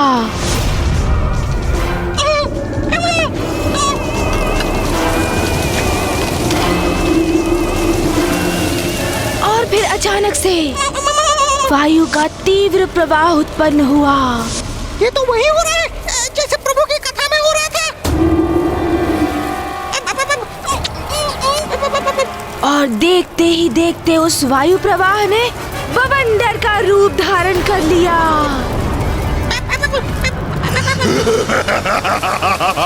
ये हंसी कैसी भयानक हंसी थी। हे प्रभु मेरी रक्षा करना। किंतु प्रभु कैसे करेंगे रक्षा? वो तो निद्रा में लीन है। क्या करूं मैं? क्या होगा मेरा? क्या हो रहा है?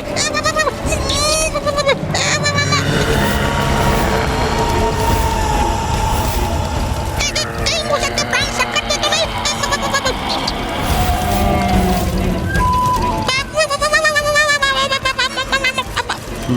स्वामी ये क्या कर दिया आपने? आपके मुख से प्रस्फुटित हुई वो कथा सत्य हो ही गई। जब भूत पिशाच किसी को मारना चाहता है तो वो बवंडर बन जाता है मूषक जी। जैसे एक भूत पिशाच बवंडर का रूप धारण कर, भूत पिशाच आक्रमण करने वाले भूत पिशाच बवंडर का रूप धारण करते हैं।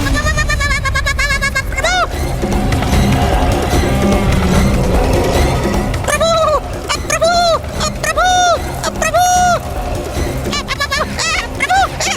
ये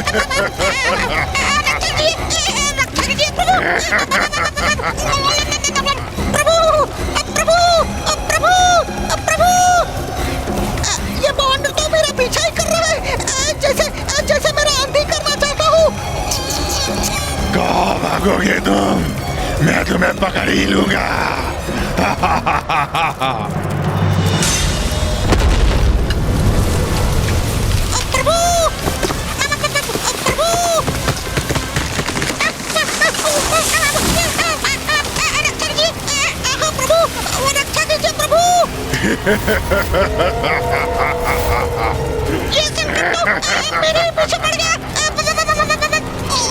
कितना भागोगे तुम? मैं पकड़ ही लूंगा तुम्हें। आज तो मूषक गए प्राण से। भाग मूषक, भाग मूषक। प्रभु, रक्षा कीजिए प्रभु।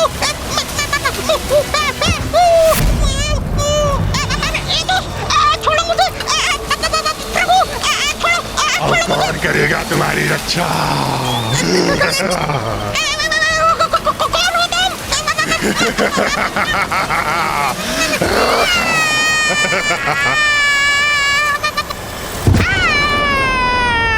मूषक जी, थोड़ी देर और विश्राम करने दीजिए ना।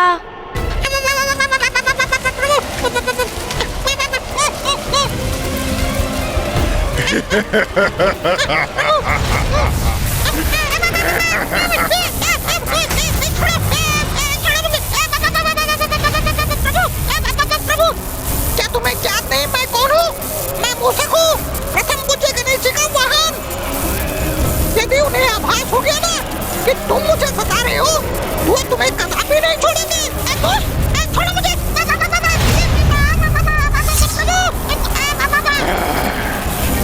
इतनी सरलता से कहीं नहीं जाने दूंगा तुम्हें। ज्ञात है मुझे कौन हो तुम, ये भी ज्ञात है कौन है तुम्हारा प्रभु, इसीलिए तो सता रहा हूँ तुम्हें। अरे इसे ज्ञात है, मैं प्रभु का वाहन हूँ, फिर भी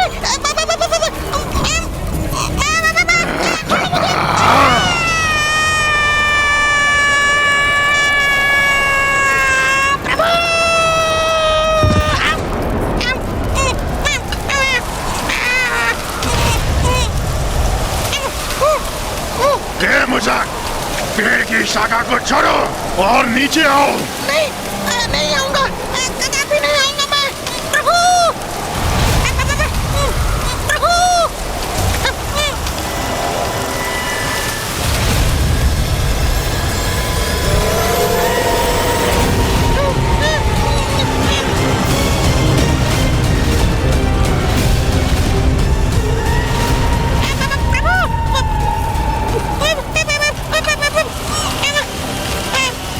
ये बवंडर तो सब कुछ निकलता हुआ मेरी ओर ही बढ़ रहा है।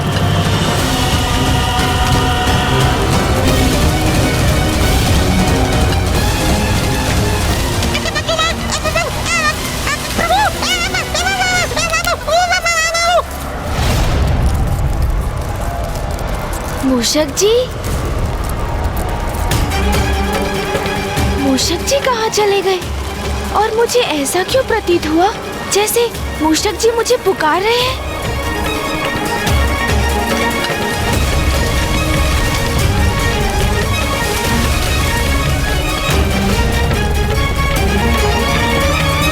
ना कोई वायु प्रवाह और ना कोई कारण, तो ये वृक्ष इस प्रकार क्यों झूल रहे हैं? कुछ तो है जो उचित नहीं। मुझे चिंता हो रही है। मुझे मूषक जी को अभी ढूंढना होगा।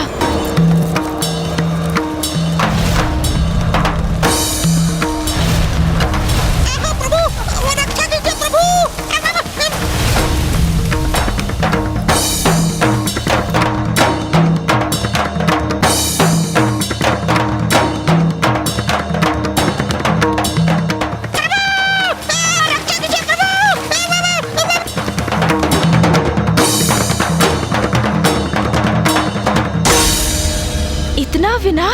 जैसे कि प्रकृति तो तहस नहस ही हो गई है। ऐसा क्यों प्रतीत हो रहा है जैसे कि यहाँ पर कोई भीषण बवंडर उत्पन्न होकर सर्वनाश कर गया है। मुझे मूषक जी को ढूंढना होगा। मूषक जी,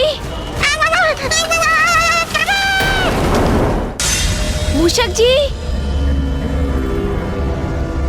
मूषक जी, कहाँ हैं आप?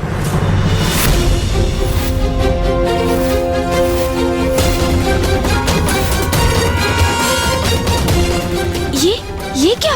ये पद चिन्ह मेरी कथा के समान।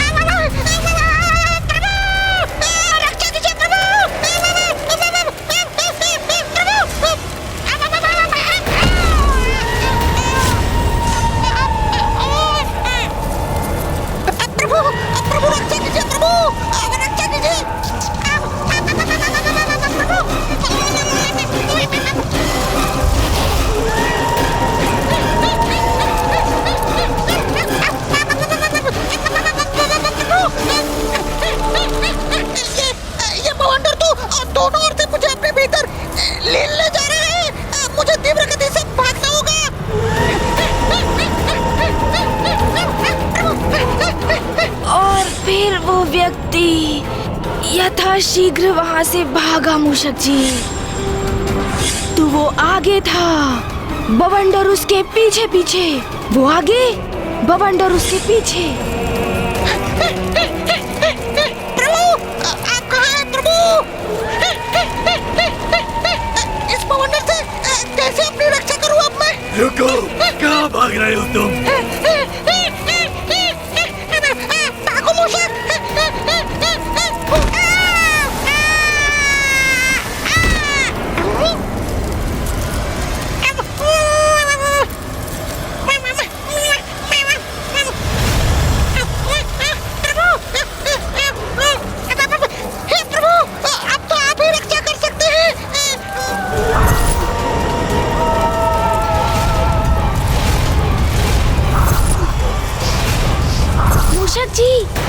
मूषक जी, बाबू,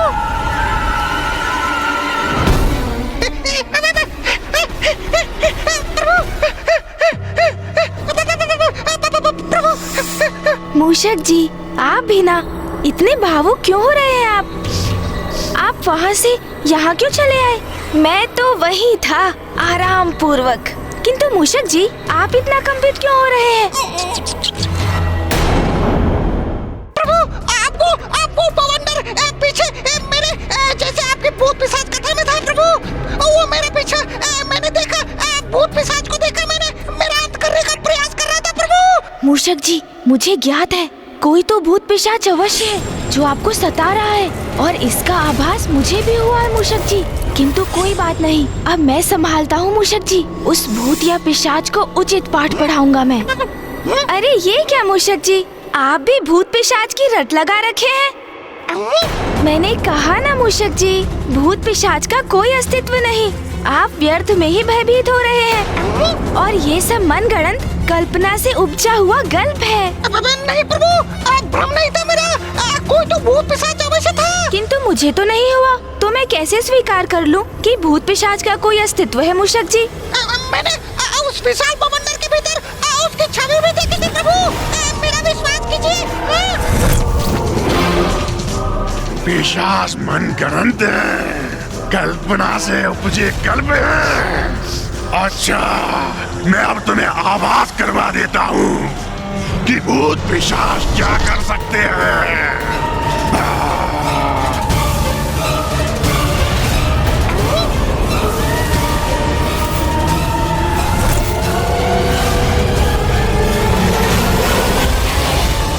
नहीं प्रभु, भूत पिशाच है, मुझे आभास हुआ था। वो देखिए प्रभु, उस वृक्ष को।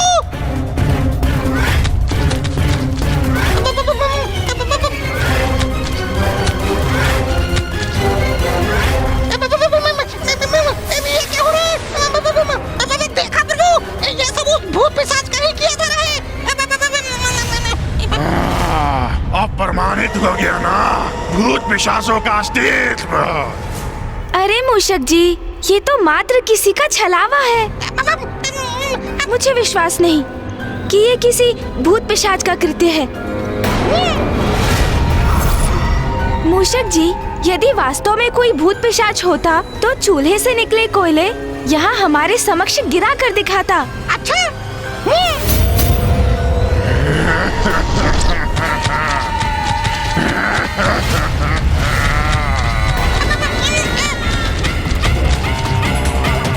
ये देखिए प्रभु, ये देखिए। अब तो विश्वास हो गया ना आपको प्रभु? भूत नहीं किया ये। यदि सत्य में कोई भूत पिशाच है तो उसके द्वारा चूल्हे से निकले कोयले को पुनः लुप्त करके दिखाए, तभी मैं मानूंगा।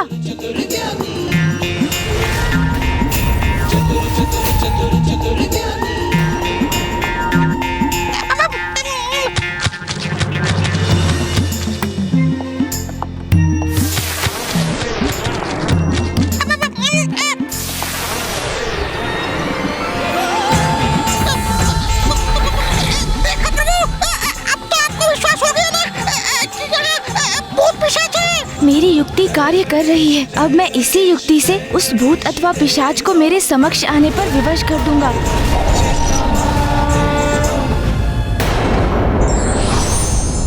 ईश्वर की प्रत्येक कथन के पीछे कोई ना कोई संदेश अवश्य होता है। आवश्यकता है उसे समझने की।